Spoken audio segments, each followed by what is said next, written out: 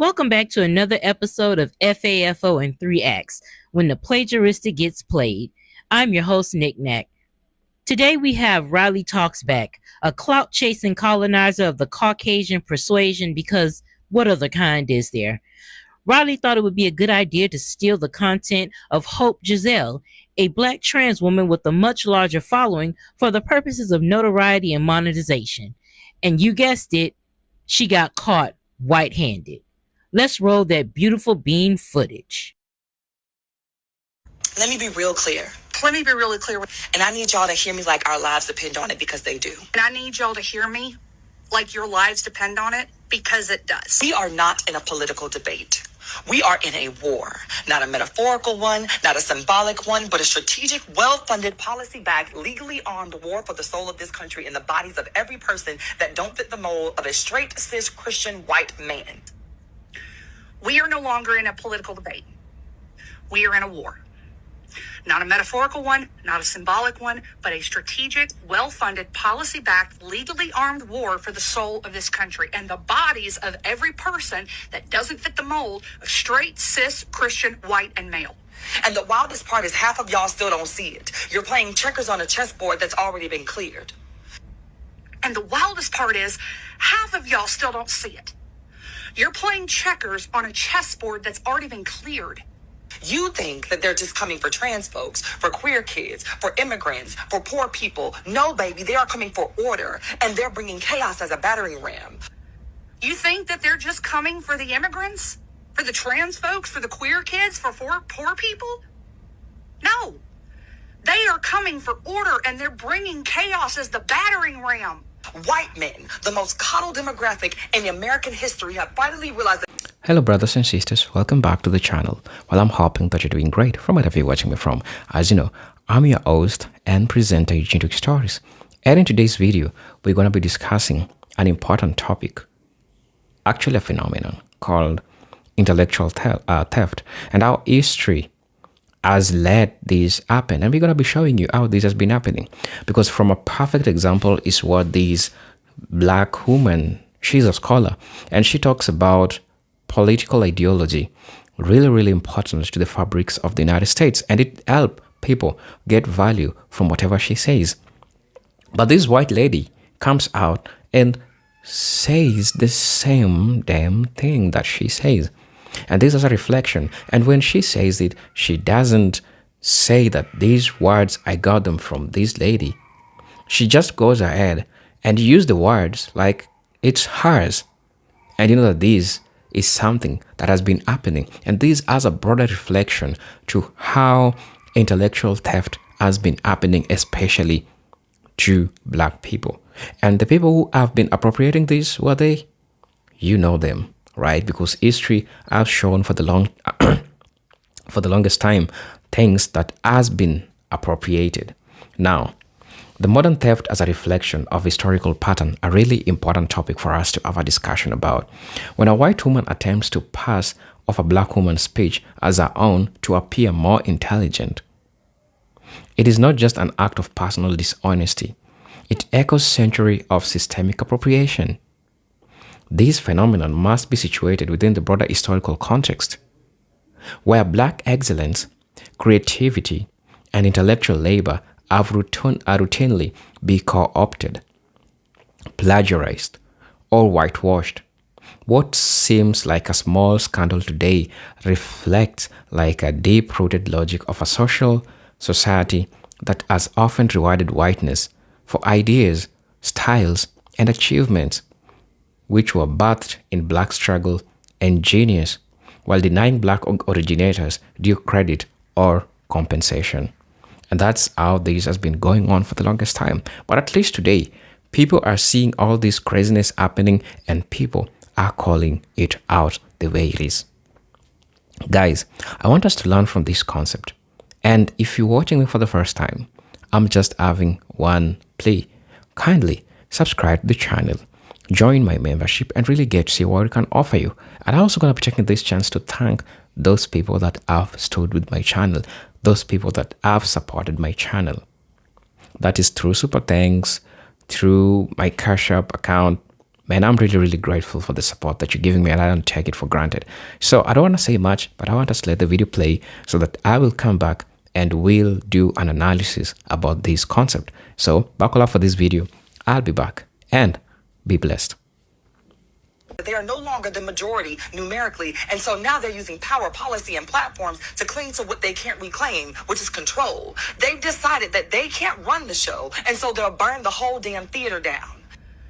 White men, the most coddled demographic in American history, has finally realized that they are no longer the majority numerically or otherwise. They're using power, policy, and platforms to cling to what they can't reclaim, which is control. They've decided that since they can't run the show, they'll just burn the whole damn theater down. Coming to you from my bathroom because we need to address something really fucking quick. A couple days ago, I posted a video that was a speech that was inspired by another creator. Stolen. Stolen. Not inspired by. Stolen. Love. I tagged that creator in the bottom of that post. Put the video back up, because you have it deleted right now. Put it back up, because the screenshots I have, that's not true, love. You didn't tag her. You actually were telling people thank you when they said that your words were well articulated. That would have been a great moment to say, hey, actually I got it from, but you didn't. You said thank you. All you had to do was look in the comments and look in the search bar. Their name pop right up. In the search bar. Huh? Are you new to TikTok or what? Because you don't get to set the search bar. So that's not you giving credit. The search bar might have showed Hope's name because they were watching your video and then searching for the original creator afterwards. That's how the search bar gets set. You don't set it, so you never gave credit. Huh? Since then, that creator has decided that to take all of their followers and sick them on me, falsely accusing me of making money off of the post and of plagiarizing the post without giving any credit. I gave credit. It was literally in the search bar. I have spent the last 5 hours, reporting every single harassing comment. Okay? Now, I am an ally of all communities. In fact, most of my followers I got from videos I posted 2 years ago. You're doing just fine, and I'm not going to mention the creator, not because I don't care, but because I'm a bigger person, and I'm not going to sick my followers on somebody else to bully them. And you sicking everybody on me to find me on every single one of my social media pages and comment repeatedly about me is despicable. Despicable? I think it the fuck is not. If Hope's words truly resonated with you and you wanted to spread awareness, you could have simply reposted the video, made a stitch or a duet, giving her credit and leading people to the original video. But instead, you chose to be the colonizing cunt you were born and bred to be. You downloaded Hope's video, committed it to memory, and recorded yourself regurgitating her words, and went as far as to say thank you when you received accolades on your articulation. Then, when you got caught in 4K and got your non-existent ass handed back to you, you decided to double down with a condescending ass video and pretended to be the victim. The people that you reported for bullying harassment were not bullying harassing you. In fact, they were calling you the fuck out. There's a difference. Once you realized that you couldn't monetize off the video because you had to delete it due to the controversy, in true white woman fashion, you made sure that Hope's original video got deleted from her page so that she, a black woman, couldn't monetize off of her own original work. And to insinuate that you're a better person because you didn't sick your following on Hope, let's be clear, Hope has over 100,000 followers to your 13,000. So if I were you, I'd keep it extremely cute, which I know is difficult for you to do considering the fact that your face card has insufficient funds. I am so tired of you lazy, incompetent, mediocre white women who couldn't find an original thought if it was a big black cock slapping you on the fucking forehead. Instead of opening your mouth to plagiarize the words of a black trans woman, perhaps you should have been opening your mouth for the dentist instead. When you're not stealing content, apparently you're chewing rocks. I know a piece of meat and a toothbrush hate to see your alabaster ass coming. And to add insult to injury, you claim that you're an ally to all communities. But I guess that's what your people told the Native Americans right before they slaughtered them and stole their land. I hope you never make another dime off this app, you Rocky Dennis looking bitch. White women are the fucking problem. They embolden the problem. They marry the problem. They birth the problem. They're lazy as fuck and they play victim about the goddamn problems that they're participating in. Welcome back to another episode of FAFO in 3 Acts, when rage bait goes wrong. I'm your host, Nick Nack. Today we have Dre, aka the biracial bandit who can't stand it. Tired of slaving the day away, slinging hash for little to no cash, and waiting hand and foot on non-tipping Negroes down at the Waffle House, this miserable mulatto finally got fed the fuck up and decided to go to TikTok to unleash his beige rage. Let's roll that beautiful bean footage. Working as a server, you'll quickly learn that black people are the most annoyingly entitled people you'll ever have to deal with. Where I kind of started to be racist, I guess. Black people, I can't. I'm not gonna treat y'all as good as I treat everyone else. Black people are the most ghetto people, and I will continue to say my truth. The reason it got hundreds of thousands of views is because most of the people agree with me. The only people that disagreed is black women. That's it, the exact people I'm talking about. I won't apologize or take accountability for the things I said because I wasn't lying. My TikTok account with 12,000 followers, 1 million views, and one day, it just got banned. And it hurts. It hurts really bad, you know, because I had a lot of money waiting for me in that account that I was depending on to pay for things that I need. First of all, Dre, you're working at the Waffle House where the average ticket is $15 or less. So I don't know what type of tips you were expecting. Also, people like you use the preconceived notion that black people don't tip as an excuse to give subpar service to black people, and then when we don't reward you for that subpar service, it reinforces your preconceived notion, which allows you to escape accountability for being racist and simply bad at your job. And it's not lost on anyone that the only way that you can connect with your white side is through your mutual hatred of your black side. Now, I hate to be the bearer of bad biracial news, but despite your light skin and curly hair, we still know a nigga when we see one, and so do they. See, you thought you were going to collect a Shiloh Hendrix payday, and that didn't happen. You gambled on the white side and lost. In the words of Wesley Snipes in Passenger 57, always bet on black. Who is 3/4 massa and 1/4 coon. These are the confessions of a quadroon. The intellectual theft of black political thought is something that has been happening for the longest time. Sometimes you might think that we are having smart people talking about all these issues, but in reality, black people, black scholars have always talked about this. Black thinkers, especially black women, have long shaped intellectual foundation of justice movement, only to have the ideas diluted or repackaged by white academics and activities.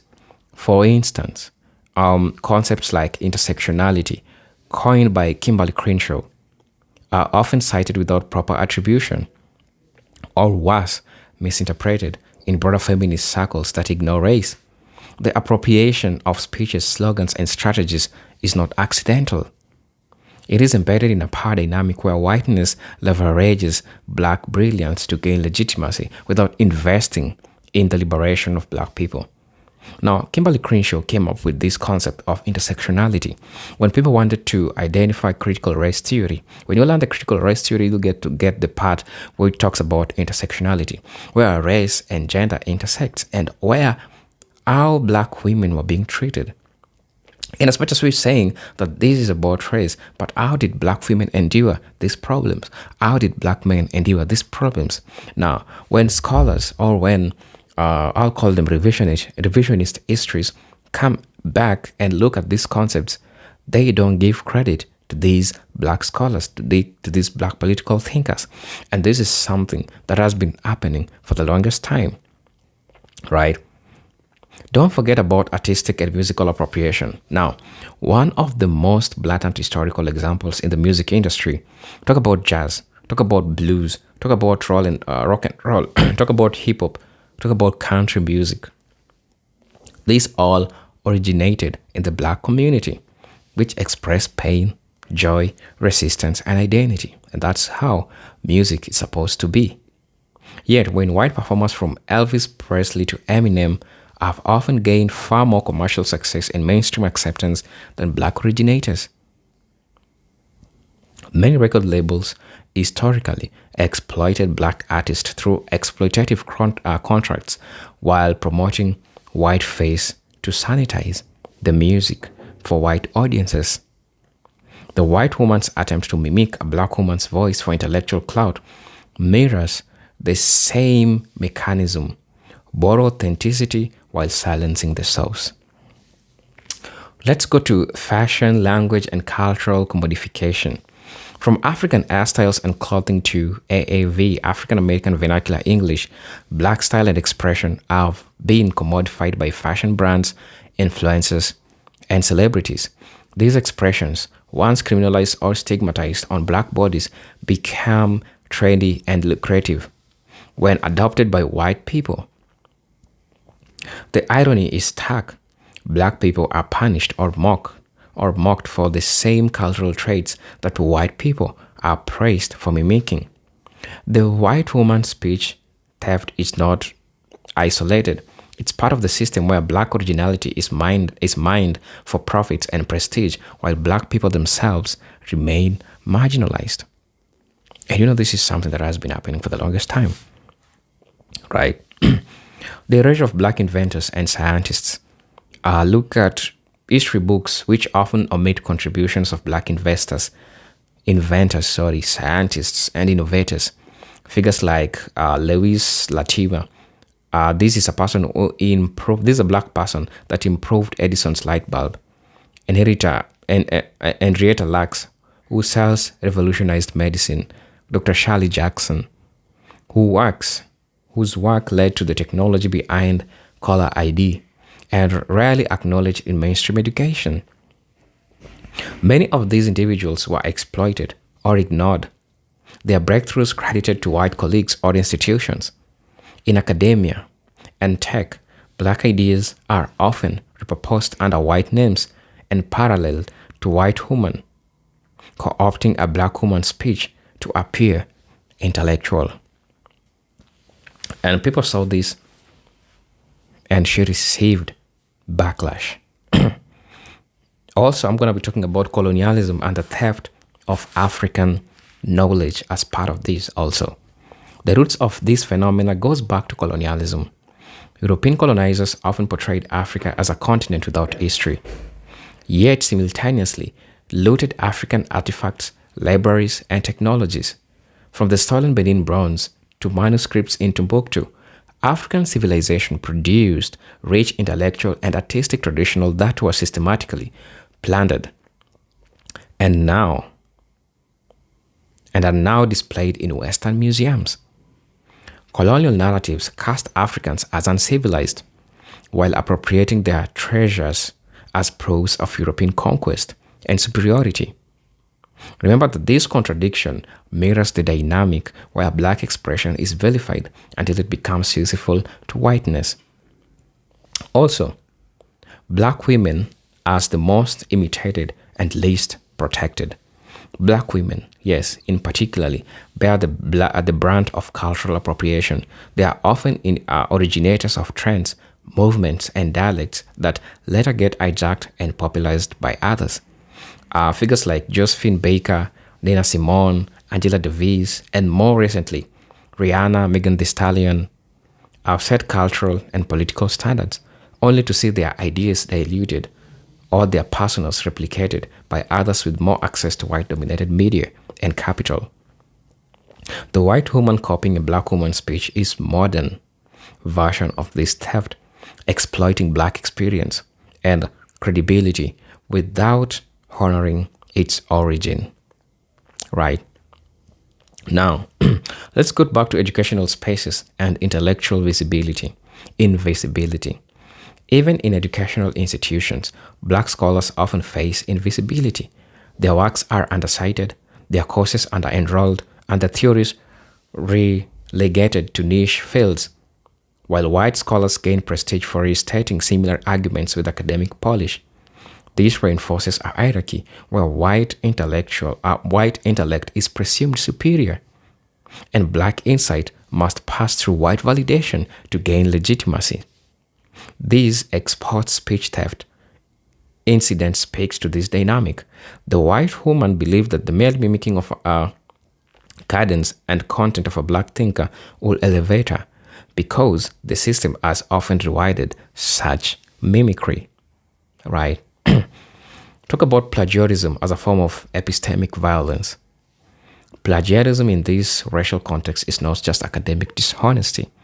It is a form of epistemic violence. It erases the voice and labor of the original speaker while reinforcing power structures that favors whiteness. It also distorts public perception, leading to audiences to believe that progress, innovation, and insight are white-led, when in fact they are often black-born. This theft is more than intellectual. It is spiritual and historical, as it disconnects communities from their rightful inheritance and lineage of brilliance. I'd also like to talk about the psychological toll on black creators. The repeated appropriation creates a psychological burden of black creators, thinkers, and activists to see one's work uplifted in the mouths of others while being excluded from spaces of influence is dehumanizing. It breeds distrust, burnout, and a sense of invisibility. Black women, again, in particular, are often silenced or labeled as angry when defending their originality, while white initiators are seen as passionate or inspired. The emotional labor of having to constantly assert authorship is a tax imposed only on those whose genius is devalued by race. Also, talking about the need for structural redress, yes, addressing this phenomena requires more than just social media exposure. It requires institutional accountability. Schools must teach accurate histories of black contribution. Media must credit originators and create platforms that amplify black voices directly. Right? Now, true equity means not just diversity in representation, but also justice in attribution and opportunity. Until then, plagiarism, like the recent speech incident, will continue because the system rewards the theft more than it does from the truth. Honoring the legacy of reclaiming the narrative. Now, despite all these challenges that we have addressed, black communities continue to innovate, resist, and reclaim their narratives. Movements like the Black Girl Magic, Say Her Name, and Black Lives Matter are not just hashtags. They are assertions of presence, authorship, and power. They remind us that black excellence has always existed, and despite centuries of theft, these cannot be erased. The white woman may have been exposed for plagiarism, but deeper lessons is that society must stop consuming black genius while denying black people their full humanity. Justice is not merely exposing the thief, but it is restoring the stolen crown to its rightful wearer. I'm your host and presenter, Eugene Talk Stories. But until then, I'm going to be seeing you in my next video. Until then, peace, love, and harmony. Salute.